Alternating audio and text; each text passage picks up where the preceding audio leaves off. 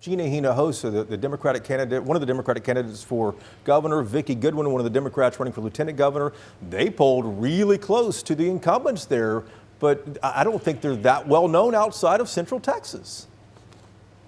Yeah, they're not that well known outside of Central Texas, but you know why they polled really closely? Because they're the Democrats running in these races, and I think we're starting to see in poll after poll and some early signs that people are not happy with some of the things that the Republican Party is doing. And so if the party is not going to make some changes, you could see some really close races. It's certainly worth noting you had Vicki Goodwin within 5 points of Lieutenant Governor Dan Patrick and Hinojosa within 7 points of Governor Greg Abbott. Normally this early in this type of poll, I was talking to one of the researchers, you see Republicans with 10-point leads over, the Democrats. So a 5-point lead, that's going to be really telling. And the other telling thing in the survey, Matthew, was just how many undecided voters there are in so many of these races. Why don't people have their minds made up yet?